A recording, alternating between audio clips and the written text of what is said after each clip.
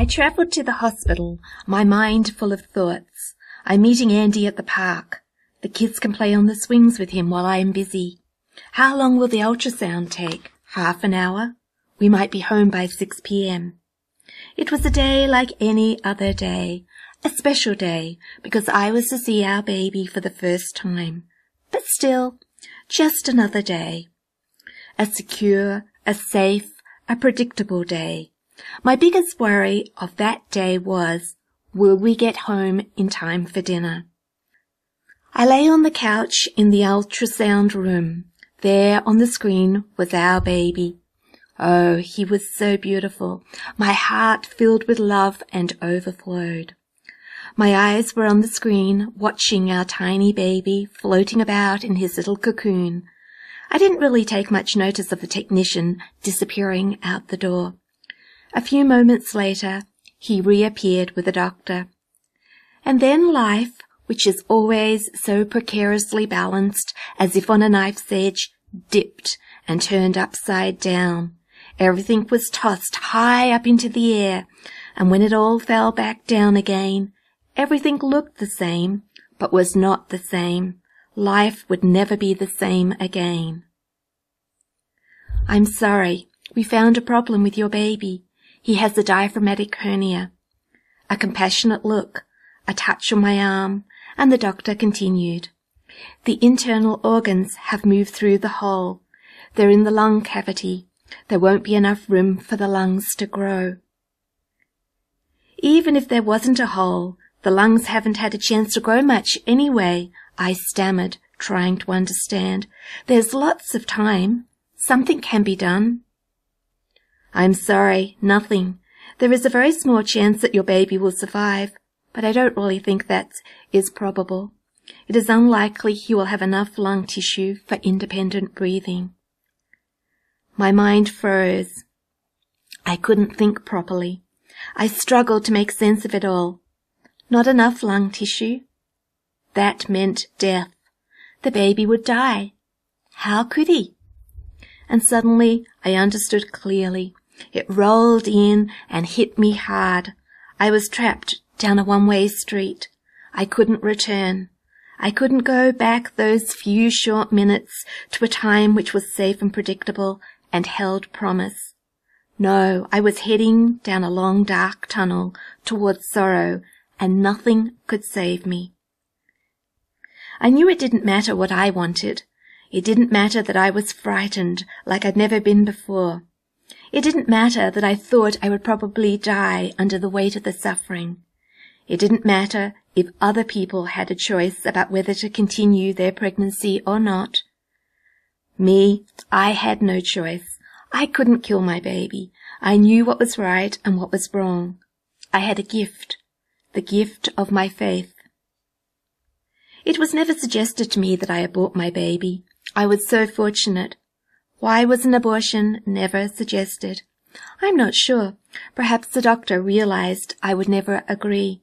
Perhaps the doctor, who had looked so gently and compassionately into my eyes as he gave me the unwelcome news, was the kind of doctor who could never kill a child. The ultrasound was over. I stumbled off to the bathroom, still dry-eyed.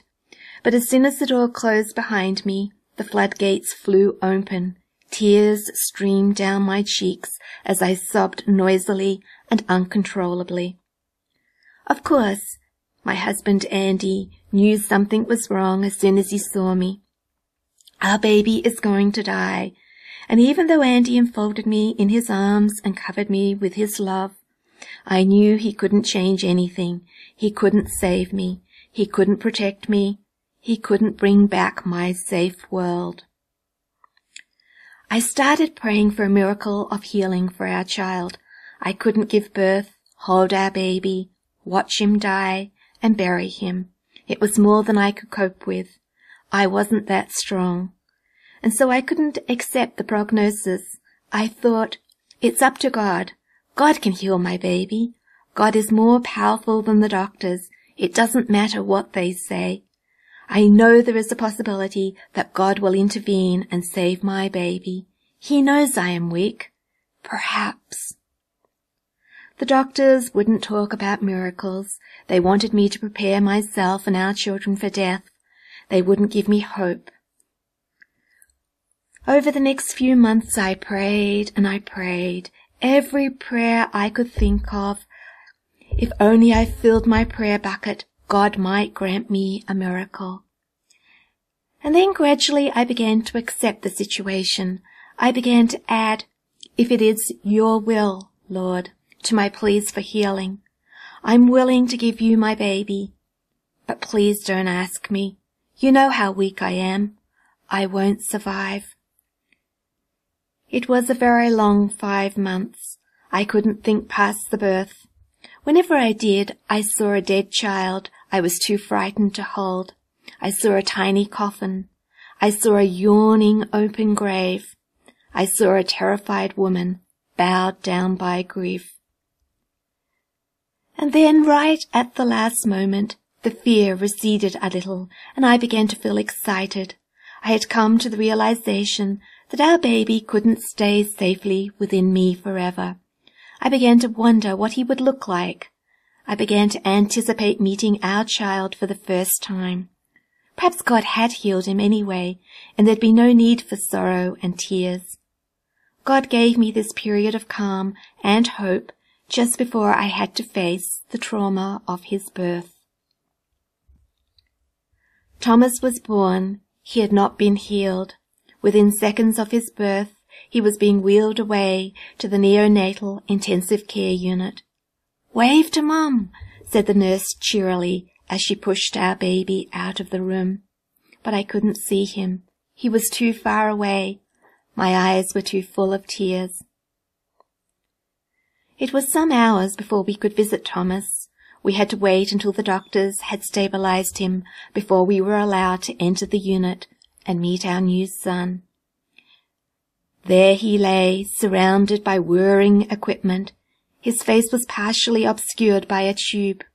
He'd been put into an unconscious state to keep him immobilized and to reduce the stress on his little body.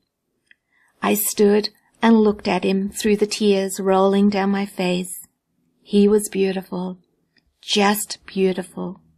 He looked perfect, despite the tubes and wires. There was no sign on the outside that he was imperfect on the inside. And I thought, how could anyone contemplate killing a little baby? This is the same baby I saw on the ultrasound all those months ago. He is now a lot bigger, but he is the same baby. I couldn't kill him now. I couldn't have killed him then. Thomas only lived 28 hours. He died in my arms, his family around him. We thought we'd suffered greatly during Thomas's pregnancy. That suffering was nothing compared to that which descended upon us after Thomas died. All my nightmares became reality. Sorrow and grief were waiting for me, waiting to pull me down into a pit of despair. Eventually Joy did return to life. I did survive, despite thinking I wouldn't. God knew me better than I did. He knew I had more strength than I cared to admit. He gave me his own strength. He knew I could give birth and then watch my baby die. He knew I could hold my dead child and then bury him, because he knew how much I loved my child. You can do anything when you love.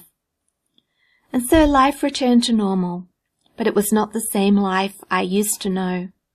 No, life had changed forever. On the outside, I looked the same.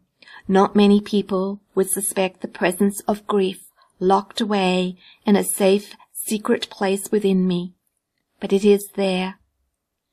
I often think about what might have happened had we not had the gift of faith. What if we'd had no support from our family and friends? What if we'd terminated Thomas's pregnancy? What if we'd killed our son? We would not have avoided any of the suffering, but the suffering might have been compounded by guilt and uncertainty. We might have asked, what if he had survived? What if we'd killed him and God intended to save him? But there is another reason I am so very glad we were blessed with this gift. Faith enabled me to continue with Thomas's pregnancy and give birth to our baby. And so we got to meet our son. We were able to hold him in our arms. We got to kiss him and whisper, "I love you, Thomas." Was Thomas aware of this love? Did he know how very difficult it was for us to say goodbye? Did he know how much we wanted him? I am sure the answer is yes.